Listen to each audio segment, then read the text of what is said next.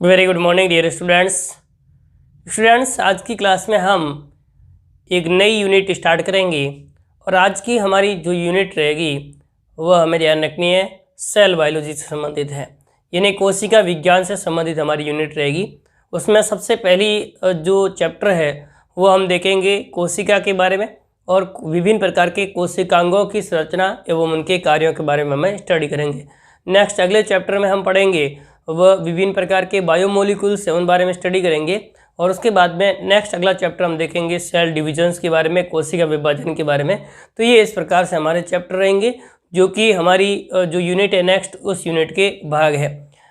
हम cell biology start करेंगे बाकी वाले जो चैप्टर पढ़ने से पहले। इसका भी रीज़न है क्योंकि कई ऐसे टर्म हैं जो कि बार बार आपके सामने आएंगे जो कि सेल बायोलॉजी से रिलेटेड होंगे। इस कारण से पहले हमें सेल बायोलॉजी पढ़ना ज़रूरी है और इसी कारण हम सेल बायोलॉजी को स्टार्ट कर रहे हैं। आज के जो हमारा चैप्टर रहेगा उसमें हम सेल के बारे में या कोशिका के बारे में सबसे पहले समझेंगे कि कोशिका होती क्या है, सेल किसे कहा जाता है, उस बारे में हम सबसे पहले समझेंगे। तो ध्यान दें कि हमारा जो चैप्टर है, चैप्टर नंबर 8, वह सेल बायोलॉजी से संबंधित है। उसमें सबसे हमें पहले समझना है कि सेल या कोशिका होती क्या है, किसे कहा जाता है कोशिका, तो उस बारे में हमें समझना है। ध्यान दीजिए, कोई भी जीव होता है, चाहे हम एक कोशिकीय जीवों की बात करें या बहुकोशिकीय जीवों की बात करें, उन सभी का निर्माण होता है वह किससे होता है, कोशिका से होता है। यानी किसी भी प्रकार के जीव का जीवन जो प्रारंभ होता है वह किससे होगा, कोशिका से होगा। हम किसी भी निर्जीव और सजीव में भेद करना चाहे तो हम किस आधार पर कर सकते हैं, कोशिका के संगठन के आधार पर। कोशिका का संगठन केवल किस में होता है, सजीवों में होता है, निर्जीवों में कोशिका का संगठन नहीं होता है। तो कोशिका के संगठन के आधार पर हम सजीव और निर्जीव में भेद कर सकते हैं। जैसे ही हमारे मन में ख्याल आता है कि सजीव क्या है तो हम उसमें देखते हैं कि जिनमें कोशिकीय संगठन हो उसे हम क्या कहेंगे, सजीव कहा जाता है। तो इस प्रकार से सजीवों के एक आधारभूत या महत्वपूर्ण जो भाग है उसे हम क्या कहते हैं, कोशिका कहते हैं। तो आप ध्यान दीजिए, सभी सजीवों की कोशिका, सभी सजीवों की कोशिका, सभी सजीवों की कोशिका आधारभूत का मतलब क्या हो, बेसिक, आधारभूत यानी जिससे उनका जीवन प्रारंभ होता है, ये हमें ध्यान रखना है। तो कोई भी जीव होगा उसका जीवन प्रारंभ किससे होगा, कोशिका से होगा। यानी बेसिक या आधारभूत संरचनात्मक एवं क्रियात्मक इकाई होती हैं। संरचनात्मक कहें या रचनात्मक, कई बार लिख देते हैं, एक ही बात है, संरचनात्मक एवं क्रियात्मक इकाई है। तो इस प्रकार से कोशिका सभी सजीवों की संरचनात्मक एवं क्रियात्मक इकाई है। तो ये हमें ध्यान रखना है कि सभी सजीवों की रचनात्मक एवं क्रियात्मक इकाई है। तो ये हमें ध्यान रखना है किसके बारे में, कोशिका के बारे में। यानी कोशिका है वह आपको क्या ध्यान रखना है, स्ट्रक्चरल यूनिट होती है एवं कैसी यूनिट होती है, फंक्शनल यूनिट होती है। यानी जितनी भी क्रिया विधियाँ होती हैं हमारे शरीर के अंदर, जितने भी विभिन्न प्रकार के पदार्थों का निर्माण होता है या फिर विघटन होता है, उन सभी प्रकार की जैविक क्रियाओं का स्थान होता है वो क्या होता है, कोशिका होती है। अर्थात कोशिका सजीवों की फंक्शनल यूनिट है। और आप ध्यान दीजिए, सजीवों चाहे एक कोशिकीय जीव है चाहे बहुकोशिकीय जीव, उन सभी का निर्माण किससे होता है, कोशिका से होता है। अर्थात कोशिका कैसी यूनिट हो गई, स्ट्रक्चरल यूनिट होती है, संरचनात्मक इकाई होती है।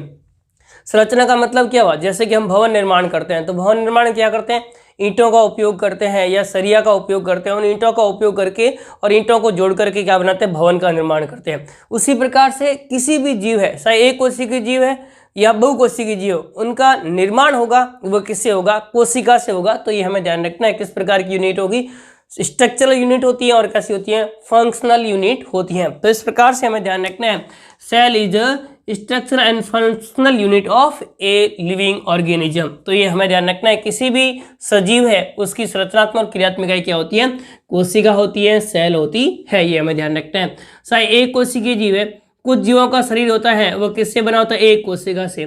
कुछ जीवों का शरीर कितनी कोशिका से बना होता है, एक कोशिका से बना होता है। कुछ जीवों का शरीर एक कोशिका से निर्मित होता है, एक सेल से निर्मित होती है। एक कोशिका से निर्मित होता है उसे हम क्या कहेंगे, एक कोशिकीय कहते हैं। एक कोशिका से निर्मित होता है तो उसे हम क्या कहेंगे, एक कोशिक कहा जाता है। तो ये हमें ध्यान रखना है, कुछ जीवों का शरीर एक कोशिका से निर्मित होता है जिन्हें यूनिसेलुलर या एक कोशिकीय कहा जाता है। और कुछ जीवों का, जैसे कि हमारे मनुष्य सहित जीवों का शरीर एक से अधिक कोशिकाओं से, बहुत से यानी एक से अधिक कोशिकाओं से मिलकर के, एक से अधिक कोशिका से मिलकर के बना होता है, तो उसे हम क्या कहते हैं, तो ये हमें ध्यान रखना है, उसे हम क्या कहेंगे, बहुकोशिक कहा जाता है। जीव एक कोशिकीय हो सकते हैं या मल्टी सेलुलर हो सकते हैं, बहुकोशिक हो सकते हैं, पर जीवों का निर्माण होता है वह किससे होता है, कोशिका से या सेल से होता है, ये हमें ध्यान रखना है। तो ये बात हमें ध्यान रखनी है। एक कोशिकीय जीव आप उदाहरण बहुत सारे देखे होंगे, अमीबा है या जुगलिना है, पैरामीशियम है, इस प्रकार के जीव होते हैं वे एक कोशिकीय होते हैं। मनुष्य है या अन्य जो पशु पक्षी होते हैं वे कैसे बहुकोशिकीय जीव, तो ये उदाहरण हम ध्यान रख सकते हैं। जीव एक कोशिकीय हो सकते हैं या बहुकोशिकीय हो सकते हैं, और जीवों की आधारभूत इकाई या संरचनात्मक और क्रियात्मक इकाई क्या होती है, कोशिका होती है। अब हम सबसे पहले ध्यान रखते हैं कि कोशिका की खोज किसने की थी, इस बारे में अध्ययन किसने किया था, सबसे पहले उस बारे में हमें ध्यान रखना है। तो कोशिका की खोज किसने की थी। खोज से पहले एक बात और बता देता हूँ, स्टडी ऑफ सेल्स यानी कोशिका का अध्ययन करना क्या कहलाता है, तो आप ध्यान दीजिए, स्टडी ऑफ सेल्स क्या कहलाएगा, तो आपको ध्यान रखना है, कोशिका का अध्ययन करना, कोशिका का संगठन एवं उनकी संरचना का अध्ययन करना क्या कहलाता है, कोशिका विज्ञान कहलाता है, जिसे हम क्या कहेंगे, कोशिका विज्ञान कहते हैं। तो कोशिका का अध्ययन करना, कोशिका की संरचना एवं संगठन का अध्ययन करना क्या कहलाता है, कोशिका विज्ञान, या जिसे हम इंग्लिश में क्या कहेंगे, सेल बायोलॉजी कहा जाता है, या कोशिका विज्ञान को ही हम क्या कहते हैं, ये टर्म आपके लिए इंपॉर्टेंट है, साइटोलॉजी कहा जाता है। क्या कहेंगे, साइटोलॉजी कहा जाता है। तो कोशिका का अध्ययन करना या कोशिका की संरचना एवं संगठनों का अध्ययन करना क्या कहलाता है, कोशिका विज्ञान, या इसे हम साइटोलॉजी कहते हैं। तो ये हमें ध्यान रखना है किसके बारे में, कोशिका विज्ञान या साइटोलॉजी किसे कहा जाता है। अब ध्यान दीजिए, कोशिका विज्ञान में सर्वप्रथम आपको एक वैज्ञानिक ध्यान रखना है, उसका नाम ध्यान रखना है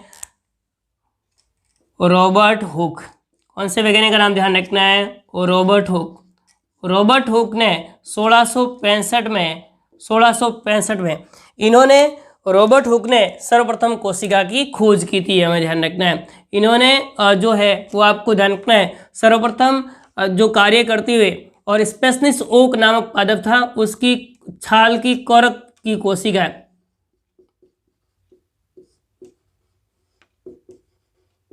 कोरक की मृत कोशिका को सर्वप्रथम देखा। कोरक की मृत कोशिका इन्होंने खुद के माइक्रोस्कोप पर निर्माण किया, और निर्माण करके, और छाल के नीचे जो मृत कोरक होता है, मैं आगे जब सेकेंडरी डिविजन्स पढ़ाऊंगा यानी द्वितीय ग्रोथ पाथ में पढ़ाऊंगा तो हम देखेंगे कोरक क्या होता है, यहाँ मैं डिटेल में समझना नहीं है इसको। ध्यान दीजिए, छाल की जो कोरक की मृत कोशिका होती है, उस मृत कोशिका, क्योंकि इसमें सुबेरीन और अन्य पदार्थों का जमा होने के कारण से कोशिका मृत हो जाती है, इस मृत कोशिका को देखा इन्होंने। तो ये हमें ध्यान रखना है, सर्वप्रथम जो है वह मृत कोशिका को देखा था, वह किसने देखा था, रॉबर्ट हुक ने देखा था। तो ये हमें ध्यान रखना है, रॉबर्ट हुक ने जो स्पेसनिस ओक है, उस स्पेसनिस ओक के पादप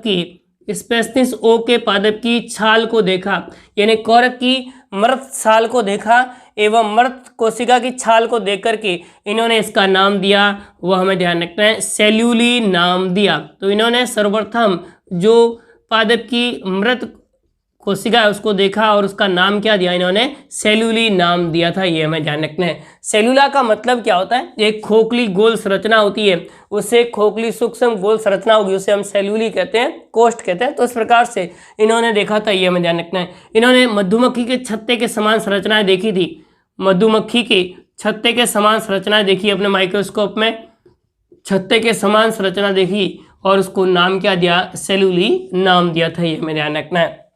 तो कोशिका विज्ञान या कोशिका के अध्ययन में सर्वप्रथम अध्ययन किया गया था, वो किसके द्वारा, रॉबर्ट हुक का नाम हमें ध्यान रखना है। आपको सीधा पूछा जाए कोशिका की खोज किसने की थी, तो आप क्या ध्यान दीजिए, रॉबर्ट हुक ने की थी।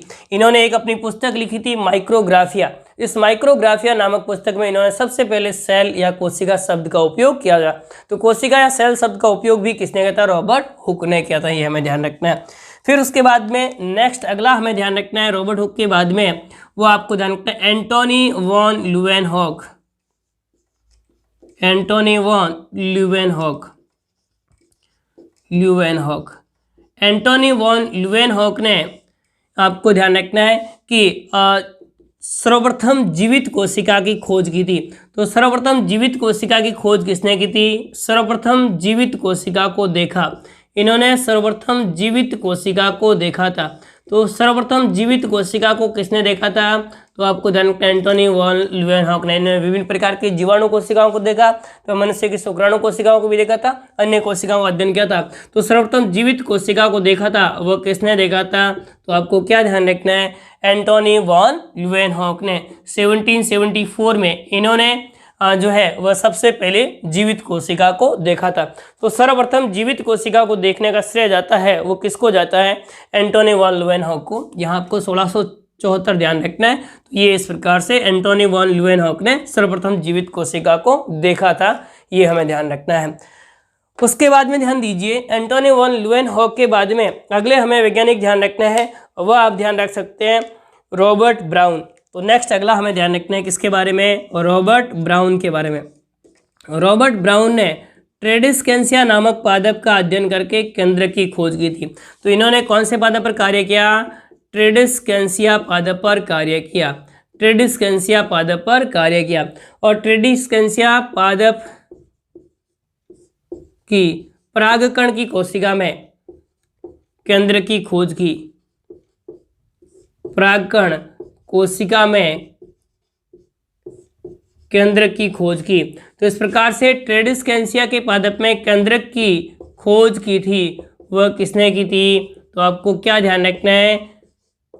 केंद्रक की खोज की थी रॉबर्ट ब्राउन ने की थी, हमें ध्यान रखना है। जबकि जीवित कोशिका सबसे पहले देखा था, वो किसने देखा था? एंटोनी वॉन ल्यूवेनहॉक ने। और इन्होंने जीवित कोशिका को नाम दिया था एनिमलक्यूल, एनिमलक्यूले। तो इस प्रकार से एनिमलक्यूल नाम दिया था, वह इन्होंने कोशिका का दिया था, ये इस प्रकार से हमें ध्यान रखना है। क्लियर हो गया? फिर उसके बाद में एक वैज्ञानिक का और ध्यान रख सकते हैं, और उसका नाम हमें ध्यान रखना है। नेक्स्ट अगला वैज्ञानिक जिन्होंने सबसे पहले, आपको ध्यान रखना है, बताया था कि नई कोशिकाओं का निर्माण पूर्ववर्ती कोशिकाओं के विभाजन से होता है, और उनका नाम था रुडोल्फ विर्चोव। रुडोल्फ विर्चोव, रुडोल्फ विर्चोव ने सबसे पहले बताया था नई कोशिका का निर्माण पूर्ववर्ती कोशिका के विभाजन से होता है। तो ये इस प्रकार से हमें ध्यान रखना है कुछ वैज्ञानिकों का नाम जिन्होंने कोशिका के बारे में सर्वप्रथम अध्ययन किया था, उनकी ऐतिहासिक पृष्ठभूमि के बारे में ध्यान रखना है। तो ये था कोशिका की ऐतिहासिक पृष्ठभूमि किस प्रकार से है। अब उसके बाद हम देखेंगे कि कोशिका सिद्धांत किसके द्वारा प्रतिपादित किया गया था, तो ये हमें ध्यान रखना है।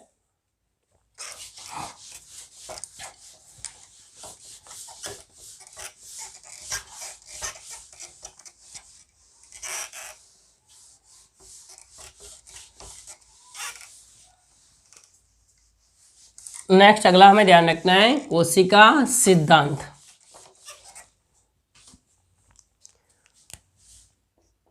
वेरी इंपॉर्टेंट है, ध्यान रखना आपको। कोशिका सिद्धांत, सेल थ्योरी।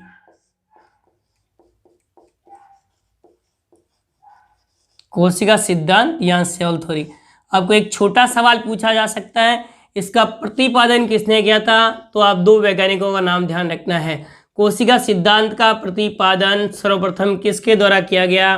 तो आप दो वैज्ञानिकों का नाम अच्छे से ध्यान रखना है। एक तो ध्यान रखना है मैथिलियास स्लाइडेन, मैथिलियास स्लाइडेन। और दूसरा हमें ध्यान रखना है, वह कौन सा ध्यान रखना है? थियोडोर स्वान। दूसरा वैज्ञानिक कौन सा ध्यान रखना है? थियोडोर स्वान। तो इस प्रकार से दो वैज्ञानिक थे, इन्होंने अध्ययन करके कोशिका सिद्धांत का सर्वप्रथम प्रतिपादन किया था। तो कोशिका सिद्धांत का प्रतिपादन किया था, उसका श्रेय किसको जाता है? मैथिलियास स्लाइडेन और थियोडोर स्वान ने। इन्होंने 1838-1839 में कोशिका सिद्धांत का प्रतिपादन किया था। तो आपको एक नंबर का सवाल पूछा जाए तो आपको इतना ही लिखना है कि मैथिलियास स्लाइडेन एवं थियोडोर स्वान ने कोशिका सिद्धांत का प्रतिपादन किया था। अब हमें ध्यान रखना है कि इन्होंने किस प्रकार से प्रतिपादन किया। तो आप ध्यान दीजिए, एक वैज्ञानिक थे उनका जो कि जर्मनी के वैज्ञानिक थे, जर्मन वनस्पति वैज्ञानिक, यानी ये बोटनिस्ट थे, हमें ध्यान रखना है। वनस्पति वैज्ञानिक, जर्मन वनस्पति वैज्ञानिक जिनका नाम क्या था, हमें ध्यान रखना है, स्लाइडेन, थियोडोर स्लाइडेन।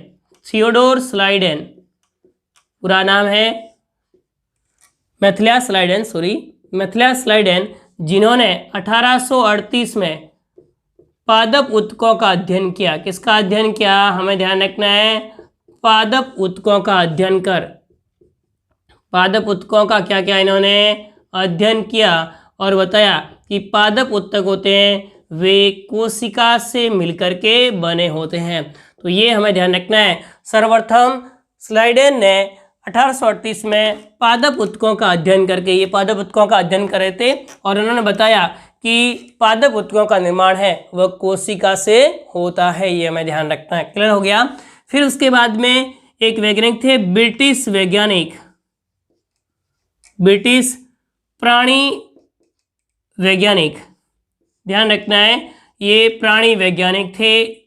कौन, तो आप ध्यान दीजिए, थियोडोर स्वान, थियोडोर स्वान प्राणी वैज्ञानिक थे। इन्होंने 1839 में पृथक रूप से कार्य करते हुए बताया कि पादप एवं जंतु कोशिकाओं की संरचना क्या होती है, समान होती है।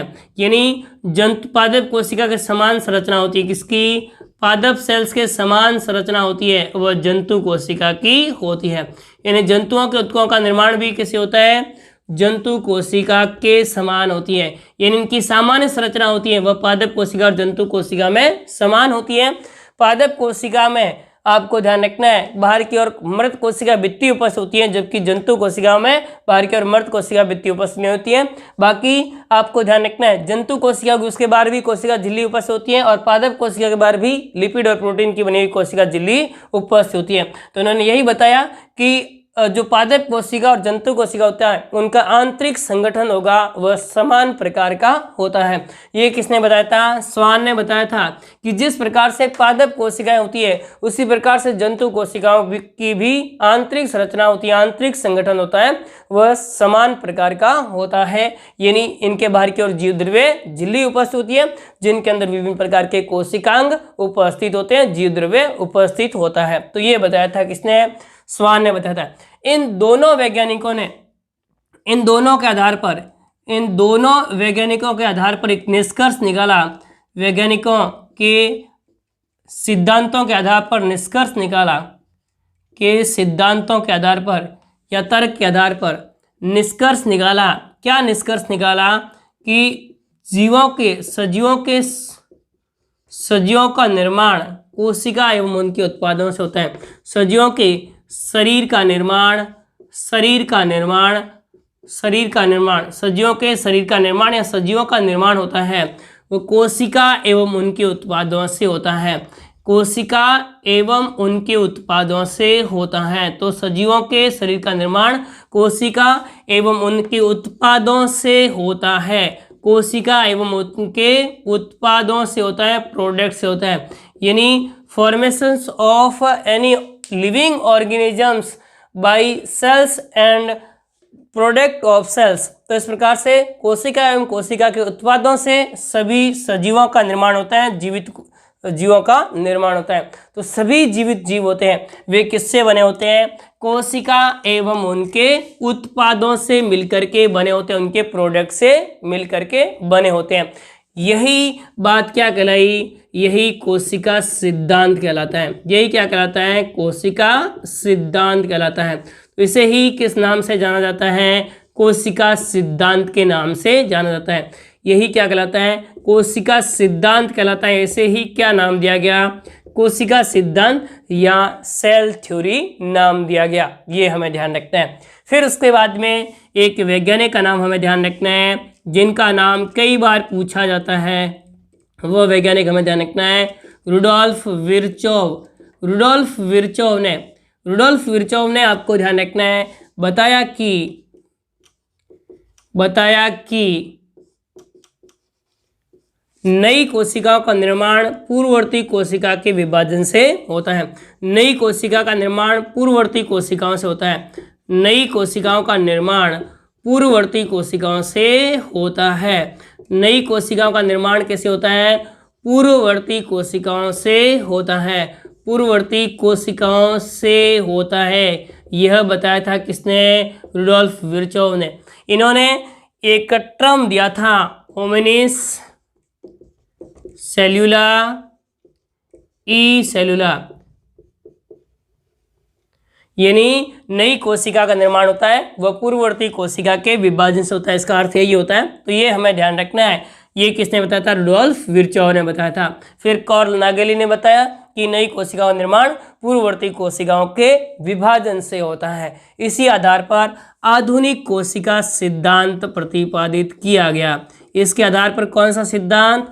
आधुनिक कोशिका सिद्धांत प्रतिपादित किया गया। आधुनिक कोशिका सिद्धांत प्रतिपादित किया गया। तो इनके आधार पर आधुनिक कोशिका सिद्धांत का प्रतिपादन किया गया, जिनके प्रमुख अंश निम्न है। प्रतिपादन किया गया, जिनके प्रमुख तथ्य निम्न है। प्रमुख तथ्य क्या क्या है वह हमें ध्यान रखना है। प्रमुख बिंदु क्या है ये हमें ध्यान रखना है। प्रमुख बिंदु कौन कौन से हैं? तो ये 4 बिंदु हमें ध्यान रखना है जो कि आधुनिक कोशिका सिद्धांत के हैं। सबसे पहला बिंदु हमें ध्यान रखना है। सबसे पहला बिंदु हमें क्या ध्यान रखना है कि सभी सजीवों के शरीर का निर्माण कोशिका एवं उनके उत्पादों से होता है। तो आप ध्यान दीजिए, सभी सजीवों का निर्माण कोशिका एवं उनके उत्पादों से होता है। निर्माण कैसे होता है? कोशिका एवं उनके उत्पादों से होता है। कोशिका एवं किससे होता है? उनके उत्पादों से होता है। सभी सजीवों का निर्माण कोशिका एवं उनके प्रोडक्ट से होता है, उत्पादों से होता है। तो ये हमें ध्यान रखना है सबसे पहली बात, यानी सभी सजीवों का निर्माण कोशिका एवं उनके उत्पादों से होता है। अर्थात आपको ध्यान रखना है, अतः कोशिका सजीवों की कैसी इकाई है? संरचनात्मक इकाई है, ये हमें ध्यान रखना है। अर्थात कोशिका सजीवों की स्ट्रक्चरल यूनिट है, संरचनात्मक इकाई है, ये हमें ध्यान रखना है। सेकंड पॉइंट ये ध्यान रखना है कि सजीवों की सभी जैविक क्रियाएं, सजीवों में होने वाली सभी जैविक क्रियाएं, सजीवों में जितनी भी जैविक क्रियाएं होती हैं वे सभी जैविक क्रियाएं कोशिका में संपन्न होती हैं। जैविक क्रियाएं किसमें संपन्न होती हैं? तो आपको क्या ध्यान रखना है? जैविक क्रियाएं कोशिका में संपन्न होती है, कोशिका में संपन्न होती है। इस कारण से कोशिका को हम क्या कहते हैं? अतः कोशिका को हम क्रियात्मक इकाई कहा जाता है। अतः कोशिका को सजीवों की कौन सी इकाई कहा जाता है? फंक्शनल यूनिट कहा जाता है, क्योंकि सभी फंक्शंस यानी सभी जैविक क्रियाएं होती है वह किसके भीतर होती है? कोशिका के भीतर होती है। इस कारण से कोशिका को हम किस नाम से जानते हैं? फंक्शनल यूनिट या क्रियात्मक इकाई कहा जाता है। तो ये हमें अगला पॉइंट ध्यान रखना है। नेक्स्ट अगला ध्यान दीजिए, नई कोशिकाओं का निर्माण पूर्ववर्ती कोशिकाओं के विभाजन से होता है। नई कोशिका का निर्माण पूर्ववर्ती कोशिका के विभाजन से होता है, पूर्ववर्ती कोशिका के विभाजन से होता है। तो इस प्रकार से हमें ध्यान रखना है, पूर्ववर्ती कोशिका के विभाजन से होता है, कोशिकाओं से होता है। तो ये हमें ध्यान रखना है, नई कोशिका निर्माण पूर्ववर्ती कोशिकाओं से होता है, ये हमें ध्यान रखना है। ये बताया था रुडोल्फ विर्चोव ने। तो ये पॉइंट भी हमें ध्यान रखना है। नेक्स्ट अगला हमें ध्यान रखना है, देखो ध्यान दें, प्रत्येक सजीव का निर्माण होता है, वो प्रत्येक सजीव होगा उसका जीवन एक कोशिका से प्रारंभ होता है। प्रत्येक सजीव का जीवन प्रारंभ कितनी कोशिका से होता है? एक कोशिका से होता है। और इस कोशिका के केंद्रक में इनका आनुवंशिक पदार्थ निहित होता है। यानी कोशिका के केंद्रक में कौन सा पदार्थ निहित होता है? आनुवंशिक पदार्थ होता है, वह निहित होता है। तो आप क्या ध्यान दीजिए, प्रत्येक सजीव का जीवन प्रारंभ एक कोशिका से होता है और इस कोशिका के केंद्रक में आनुवंशिक पदार्थ उपस्थित होता है। अर्थात कोशिका आनुवंशिकी की इकाइयाँ होती हैं, अर्थात कोशिका आनुवंशिकता की इकाई होती है, यानी हेरिडिटी की यूनिट होती है, आनुवंशिकता की इकाई होती है। वैसे आनुवंशिकी की इकाई होती है वो जीन होती है, हम डिटेल से देखेंगे। इस कारण से देखो जीन होते हैं वे किस पर डीएनए में उपस्थित होते हैं, वो सारी डिटेल संरचना जब हम पढ़ेंगे उस समय देखेंगे। यहाँ आपको ये ध्यान रखना है कि कोशिका को हम आनुवंशिकीय इकाई भी मान सकते हैं, तो ये हमें ध्यान रखना है। अर्थात सीधी बात ये ध्यान रख सकते हैं आप कि जीवों का आनुवंशिक संगठन भी कोशिका के अंदर निहित होता है। ये 4 मुख्य पॉइंट्स हैं जो कि कोशिका सिद्धांत को स्पष्ट करते हैं, ये हमें ध्यान रखना है। यानी ये 4 पॉइंट हमें ध्यान रखना है। आधुनिक कोशिका सिद्धांत के पॉइंट कौन कौन से हैं? तो सभी सजीवों का निर्माण कोशिका के उत्पादों से होता है, अर्थात कोशिका सजीवों की संरचनात्मक इकाई होती हैं। फिर हमें ध्यान रखना है सजीवों में होने वाली सभी जैविक क्रियाएं कोशिका में संपन्न होती है, इस कारण से कोशिका सजीवों की क्रियात्मक इकाई है। फिर नई कोशिका निर्माण पूर्ववर्ती कोशिकाओं के विभाजन से होता है। फिर प्रत्येक सजीव में आनुवंशिक पदार्थ होता है वो कोशिका के अंदर निहित होता है। तो ये इस प्रकार से कोशिका सिद्धांत है वह कंप्लीट होता है। अब ध्यान दीजिए कि कोशिका सिद्धांत है उसके कुछ अपवाद भी है, वो हमें ध्यान रखने हैं। तो इसके अपवाद कौन कौन कौन से हैं, तो उसमें ध्यान दीजिए सबसे बड़ा अपवाद हमें ध्यान रखना है, वो ध्यान रखना है विषाणु या वायरस। विषाणु या वायरस होते हैं वे कोशिका सिद्धांत के अपवाद होते हैं। सबसे पहला पॉइंट हमें ध्यान रखना है किसके बारे में? वायरस के बारे में, विषाणु के बारे में। वायरस या विषाणु होते हैं ये अकोशिकीय होते हैं, ये कोशिका सिद्धांत का अपवाद होते हैं, क्योंकि विषाणु होते हैं इनकी कोशिका का स्वतंत्र अस्तित्व संभव नहीं है। यानी ये आपको ध्यान रखना है जो जीवित कोशिका होगी उसके बाहर इनका कोई भी अस्तित्व नहीं होता, ये अपनी कोई भी जैविक क्रिया नहीं दर्शाता है। जीवित कोशिका के बाद ये निर्जीव की भांति व्यवहार करता है। तो जीवित कोशिका के बाहर विषाणु होते हैं वे निर्जीव एवं निष्क्रिय होते हैं। ये बिना जीवित कोशिका के अपना नई कोशिका निर्मित नहीं कर सकते, अपने डीएनए का प्रतिकृतिकरण नहीं कर सकते। इनमें आनुवंशिक पदार्थ होता है वह अन्य कोशिका के अंदर डीएनए आरएनए दोनों उपस्थित होते हैं, जबकि यहाँ पर आपको ध्यान रखना है जो न्यूक्लिक अम्ल होता है वो कौन सा उपस्थित होता है? या तो डीएनए होगा या आरएनए होगा, दोनों एक साथ कभी भी उपस्थित नहीं होते हैं। तो इस कारण से विषाणु या वायरस होते हैं इनमें न तो कोई एंजाइम होता है न इनमें कोशिका झिल्ली होती है। तो इस प्रकार से एंजाइम अनुपस्थित होते हैं और इस प्रकार से इसमें कोशिकीय स्वायत्तता नहीं होती है, श्वसन नहीं होता है। इस प्रकार से जो कोशिका के लक्षण है वो इसमें उपस्थित नहीं होते हैं, जिस कारण से विषाणु है वह कोशिका सिद्धांत का अपवाद है। इसके अतिरिक्त और आप ध्यान रख सकते हैं वायरॉइड्स या विरियॉन्स होते हैं या प्रियॉन्स होते हैं, ये सारे कोशिका सिद्धांत के अपवाद होते हैं। तो इस प्रकार से ये जो कोशिका है उसका परिचय एवं कोशिका सिद्धांत के बारे में इस कक्षा में हमने चर्चा की है। नेक्स्ट अगली क्लास में हम कोशिका के विभिन्न अंगों और कोशिका के विभिन्न भागों के बारे में, विभिन्न प्रकार की कोशिकाओं के बारे में चर्चा करेंगे। तब तक के लिए धन्यवाद। Thank you.